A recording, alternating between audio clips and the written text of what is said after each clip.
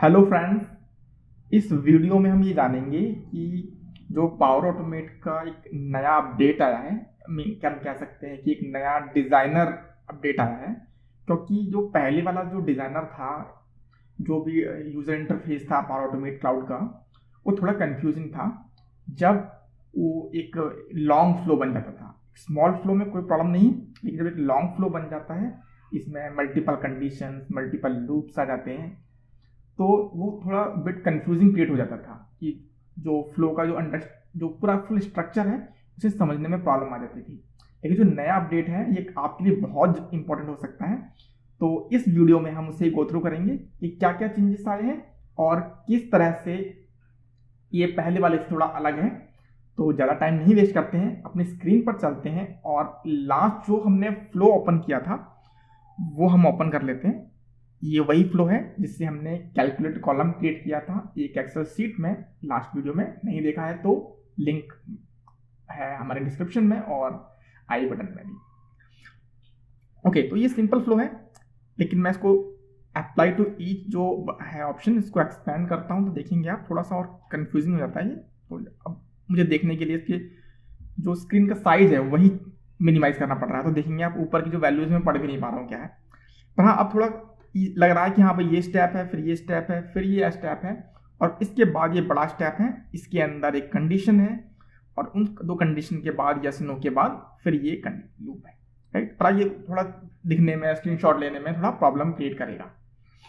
Okay, अब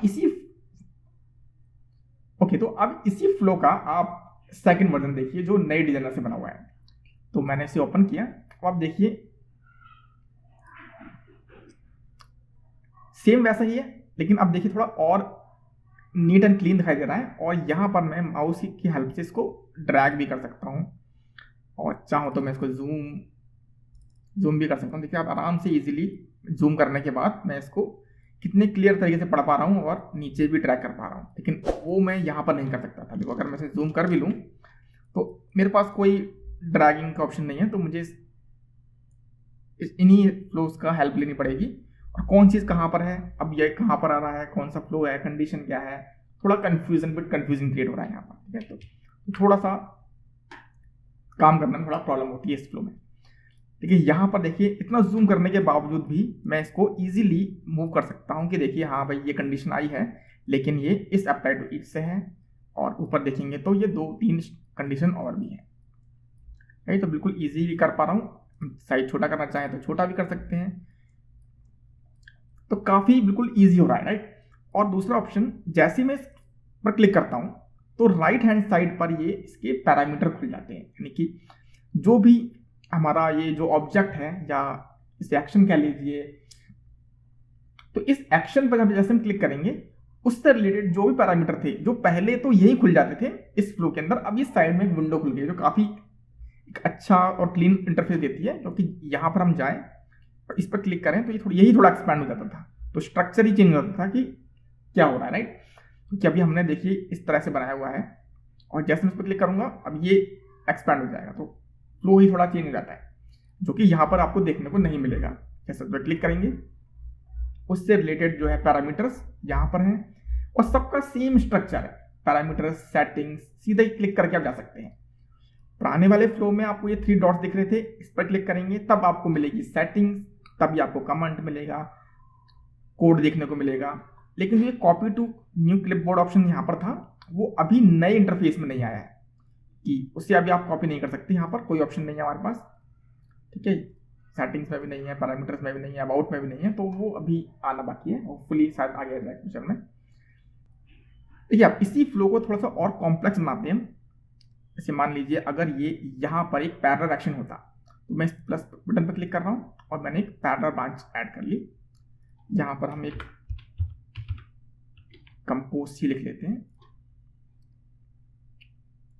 देखो यहाँ पर इजीली आ गया। अब इस कंपोज के बाद एक और एक्शन ऐड कर लेते हैं। मान लीजिए हमने कोई थीम्स का एक्शन कर लिया, बस मैं भी आपको दिखा रहा हूँ। और अब यहाँ पर भी एक पैरेलल ब्रांच ऐड कर लेते हैं, कोई सा भी लेते हैं, कुछ भी ले लो। तो अब देखिए इतने एक्शन होने के बावजूद भी हमें स्ट्रक्चर क्लियर हो रहा है। कि भाई यहाँ पर ये 2 पैरेलल फ्लो गई और इसके बाद यहाँ से 2 पैरेलल फ्लो गई और यहाँ पर ये एक कंडीशन है, यहाँ पर कंडीशन लिखी हुई है और कंडीशन के अंदर ट्रू या फॉल्स के अंदर ये वैल्यूज है और यहाँ पर सिंपल एक ट्री स्ट्रक्चर दिख रहा है कि हाँ भाई ये कंपोज के बाद ये रेस्पॉन्ड टीम्स या पीडीएफ जो भी एक्शन या आप बनाना चाहें बना सकते हैं। सिंपल से प्लस आइकन दिख रहे हैं और कोई कंफ्यूजन नहीं क्रिएट हो रही है कि कौन सा प्लस आइकन क्या काम कर रहा है, जो कि यहाँ पर थी। यहाँ पर देखो ये जो प्लस आइकन है इसके बाद है, ये सब स्टेप्स ऐड कर लेते हैं।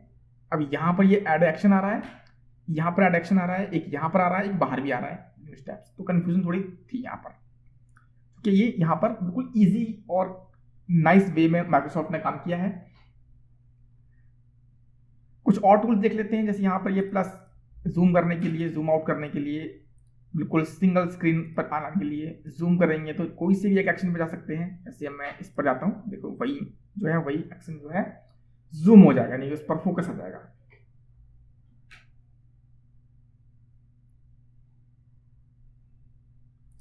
वापस पे क्लिक करते हैं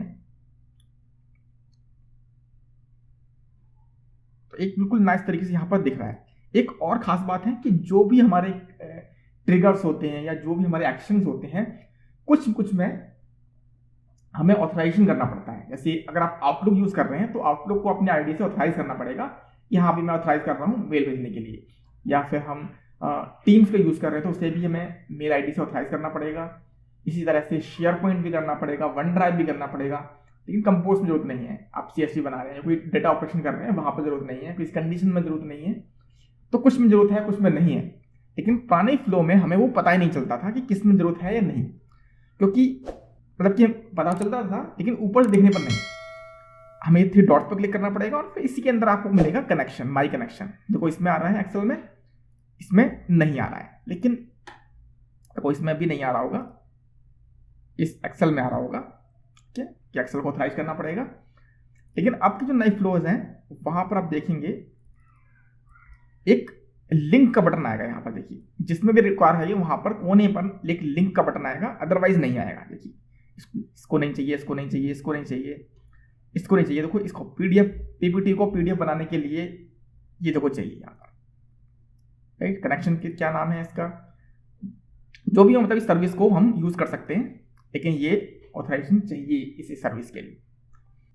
अब हम समझ लेते हैं कि किस तरह से इसको आप यूज करेंगे, मतलब किस तरह से आपको पुराना फ्लो से नए फ्लो में मूव होना है। तो बिल्कुल सिंपल है वो, मैं वापस दिखा देता हूं आपको। जब भी आप किसी फ्लो, जो देखो 2 तरह हो सकते हैं, या तो एक ऑलरेडी आपके फ्लो बने हुए हैं या फिर नया बना रहे हो। जो ऑलरेडी बने हुए हैं उनको वो ऑटोमेटिकली कन्वर्ट हो जाएंगे। बस नए वाले डिजाइनर में जाने के लिए आपको यहां पर एडिट में जाना है और अब आपको दोनों ऑप्शन मिलेंगे, edit with new designer and edit. जब आप क्लिक करेंगे एडिट तो ये ओपन हो जाएगा पुराने वाले के अंदर। जब आप क्लिक करेंगे एडिट विथ न्यू डिजाइनर तो ये जो है एडिट रहेगा ऐसे न्यू वाले में। तो मैं करता हूं click edit with new designer, तो यही फ्लो जो है नए वाले फ्लो की तरह दिख रहा है, राइट। और जब आप न्यू क्रिएट करेंगे तो हो सकता है कि जो आप नया क्रिएट करें वो एक पुराने वाले वर्जन में जाए। जैसे मैंने यहाँ पर इंस्टेंट मैनुअल फ्लो क्रिएट किया, ये पुराना वाला वर्जन में गया है।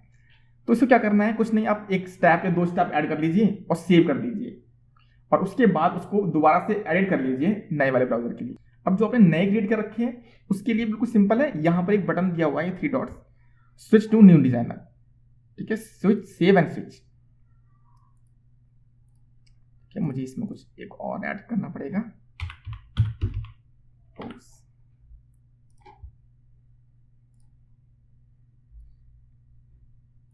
कुछ भी डाल देता हूं।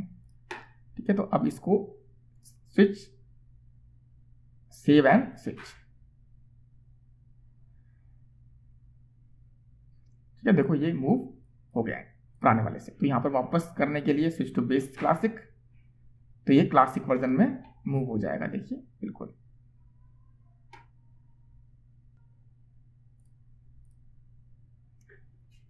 ओके, होप समझ में आ गया होगा आपको कि न्यू डिजाइनर में कैसे जाना है। हमारे पास यहाँ पे बटन है, इससे आप कभी भी स्विच कर सकते हैं पुराने से न्यू में और न्यू से पुराने में। इन फ्यूचर हो सकता है कि पुराना वाला जो क्लासिक वर्जन है वो डिसकंटिन्यू कर दिया जाए, और जो यानी कि फाइनली जो रहेगा वो नया वाला ही रहेगा। इसलिए हमें आपको इमीडिएटली मूव हो जाना चाहिए न्यू वाले वर्जन में। ज़्यादा खास डिफरेंसेस नहीं है इसके अंदर। अगर आपने को पुराना अच्छी तरीके से आता है तो 10-15 मिनट में ही आप समझ जाएंगे कि किस तरह से ये नया वाला काम कर रहा है। तो मैं मिलता हूँ फिर आपसे नेक्स्ट वीडियो में, तब तक के लिए गुड बाय। वीडियो अगर पसंद आई है तो please like share and subscribe कीजिएगा। Thank you.